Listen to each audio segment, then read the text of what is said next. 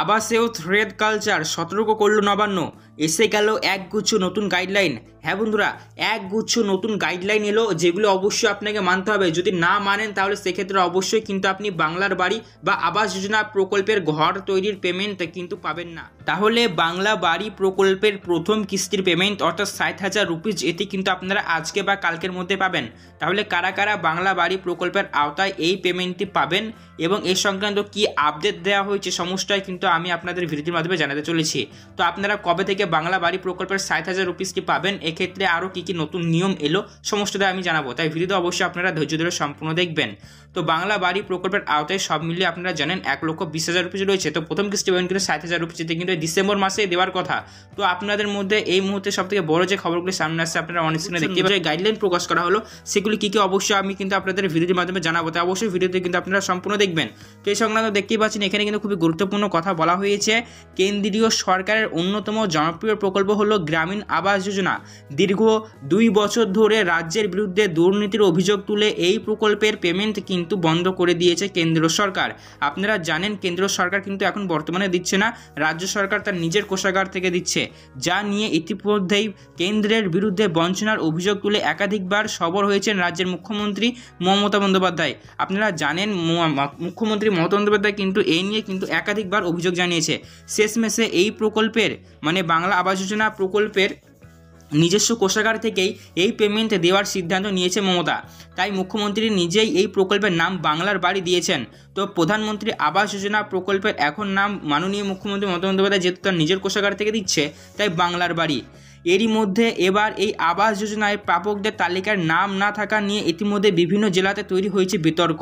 অর্থাৎ বন্ধুরা, যারা দেখা যাচ্ছে অনেকের নাম বাদ পড়ে যাচ্ছে, আবার অনেকের নাম থেকে যাচ্ছে, তো যার কারণে কিন্তু এখন বিতর্ক তৈরি হচ্ছে।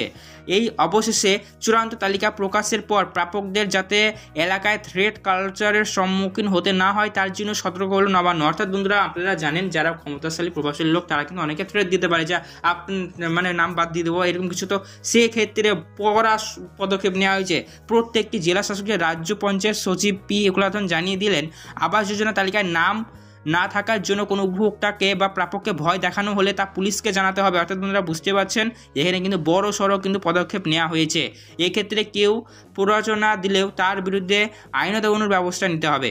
তো এবার শুধু তাই নয়, এখন আপনারা দেখুন এখানে আরও বলা হয়েছে আগামী সপ্তাহে মঙ্গলবার বা যে কোনো দিন নির্বাচিত প্রাপকদের আবাসনের প্রথম কিস্তির পেমেন্ট পাঠিয়ে দেওয়ার জন্য জেলাশাসক প্রস্তুতি নেওয়ার নির্দেশ দিয়েছে নবান্ন। আর সেজন্যই দেওয়া হয়েছে একাধিক নতুন গাইডলাইন। তো কী কী গাইডলাইন দেওয়া হলো অনস্ক্রিনে দেখুন। এখানে বলা হয়েছে গ্রামীণ আবাস যোজনায় শনিবার রাতেই জেলাগুলিতে কিন্তু পেমেন্ট বরাদ্দ করে দেওয়া হয়েছে, রুপিস কিন্তু দিয়ে দেওয়া হয়েছে। বিডিও স্টোর সেটিও বরাদ্দ করতে হবে। অর্থাৎ বন্ধুরা বিল শিট কিন্তু অবশ্যই কিন্তু প্রকাশ করতে হবে।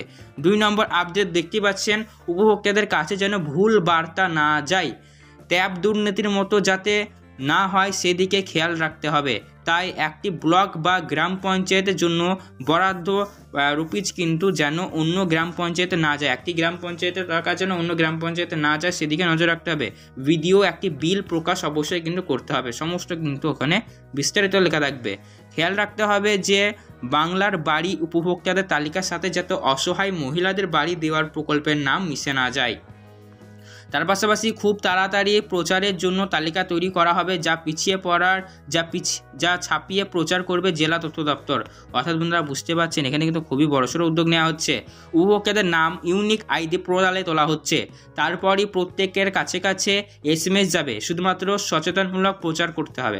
তো বন্ধুরা বুঝতে পারছেন আপনারা কিন্তু এখানে আপনাদের মোবাইল নম্বরে SMS পাঠানো হবে, তার সাথে সাথে কেন্দ্রীয়ভাবে কর্মসূচি পালন হবে সেটি শীঘ্রই জানানো হবে এবং কেন্দ্রের সাথে কর্মসূচিও পালন হবে। সেই জন্য প্রতিটি জেলায় থেকে 2 জন উপভোক্তাকে তৈরি করে রাখবেন, তার সম্পর্কে বিস্তারিত তথ্য পঞ্চায়েত দপ্তর জানিয়ে দিবে। নির্দিষ্ট দিনের সময় মতো তারা যেন কেন্দ্রীয় অনুষ্ঠান যোগ দিতে পারে সেই ব্যবস্থা করতে হবে, ঠিক আছে। তারপরে দেখুন এখানে 7 নম্বর পয়েন্টে বলা হয়েছে, কোনো নির্বাচিত উপভোক্তাকে ভয় দেখালে কিংবা হুমকি দিলে বা প্ররোচিত করলে পুলিশকে জানিয়ে দ্রুত তার কঠোর ব্যবস্থা নিতে হবে। তারপরে দেখুন যদি জানা যায় কোনো উপভোক্তা এই প্রকল্পের সুবিধা পাওয়ার যোগ্য নন তাহলে যে কোনো পর্যায়ে তালিকা নাম বাদ দিতে হবে। তার সাথে সাথে প্রত্যেক ব্লকে একজন ডেপুটি ম্যাজিস্ট্রেট গোটা প্রক্রিয়াটিকে ত্বরান্বিত করবে। মোট 11 লক্ষেরও বেশি উপভোক্তাকে প্রথম কিস্তির টাকা দেওয়া হবে। অর্থাৎ আপনারা বুঝতে পারছেন আজকালের ভিতরে আপনাদের প্রথম কিস্তির পেমেন্ট কিন্তু 60,000 রুপি সেদিকে ঢুকতে চলেছে।